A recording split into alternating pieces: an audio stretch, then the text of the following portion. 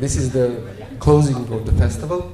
We would like to thank our sponsors, and that's Örebro University, Studiefrämjandet, Örebro Läns Landing, and Örebro Kommun. And Federico will take over now. Thanks, Ed. I'll use this one. Thank you. Really, on behalf of both of us, it was really a pleasure to organize this. This will happen next year as well, so stay tuned. The theme will be different. We hope we'll find a very exciting theme for next year. We hope we'll have more people to come. Your feedback is very important to us, so again, these are pieces of paper that are outside. You can rate the movie, you can say whatever you want, whatever you think.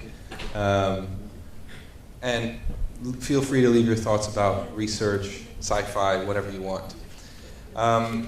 It's really a pleasure to introduce Todor. He will introduce the last movie of today, Moon.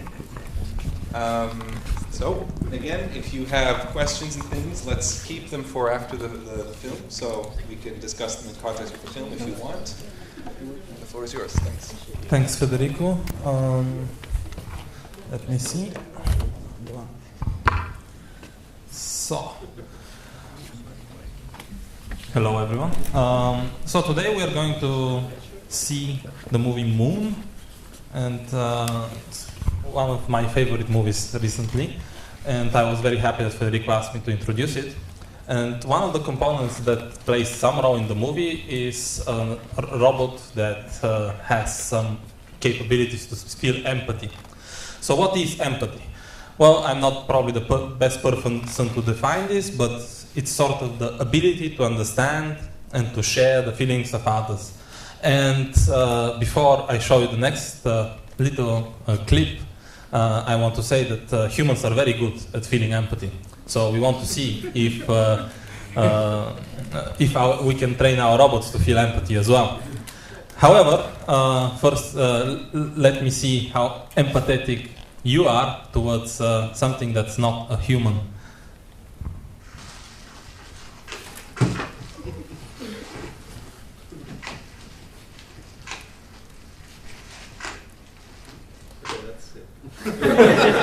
So that's unfortunately the robot was part of an experiment to test the ability of humans to feel bad about others even if they're not animate. So can our robots do the same? Can we rationally program them to have empathy? Well, there are two components. First, they should be able to recognize emotions. And I'm not going to say much about this. I'll just show you a couple of clips. Actually, only one clip in some research of trying to understand what people are feeling. So you can see this guy. When he smiles, the computer can recognize that he is happy. So there is some research in facial recognition, but that's not really my field. So the other part of the question is if we can transmit emotions. And here there has been a lot of research in robotics, in emotional robots. So I'm going to show you a couple of clips with some little commentary about how robots can transmit emotions. So this little guy is from MIT, very famous, called Kismet. And you can see he's saying the same sentence, but giving different facial expressions. And the fact of the matter is the emotions that he is transmitting are actually what we wanted to transmit. So different people would say different things that this robot is transmitting at this point. Now, it doesn't have to look like a human at all. So you can see this little teddy bear. When the human stimulates it, it's depending on the kind of stimulation, responds with different emotions back. So, what else have we done? There's this very creepy-looking baby that can make faces, and this is a very big research topic in some certain places. For example, this for me, scary-looking android is from University of Pisa that me and Robert had to sit with in the lab with. So, fortunately, it was not moving. But you can see that sometimes these expressions don't really hit the point. But that's the kind of level of facial expressions that that robots can do these days. And this is, to close, one of the coolest ones I could see. So,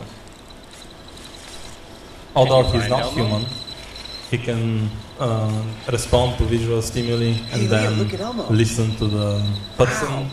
Isn't he awesome? And respond by showing emotions, like excitement. So, is that enough to transmit, like, to make our robots be empathetic? Well, it's not really. Is it? I mean, empathy is more than just transmitting emotions or reading emotions. It's understanding them and also experiencing them. And the next clip I'm going to show you is actually from Örebro University, where I'm going to ask you, is this robot empathetic towards the human? And how is that different from the research that we saw so far? Let's see. Yes. So in this clip, as you can see, there's a human that enters the apartment and switches on her robot. And the robot. You look thirsty. I will get you a drink. You look thirsty. I will get you a drink. So how is what is that empathy? So the robot understood the state of the human. She's thirsty, and he will empathize to her and bring her a drink. Well, of course, this is a pre-programmed behavior. So there's no recognition of emotions, no real transmission of emotions, but it's in no way different from if this robot would be able to recognize the emotion and transmit it, because in the end, he doesn't really understand it, he just recognizes it. So empathy and how empathetic our robots are depends on our perception of these robots. That's my introduction to the movie. Enjoy it. I really like it. So. Thank you.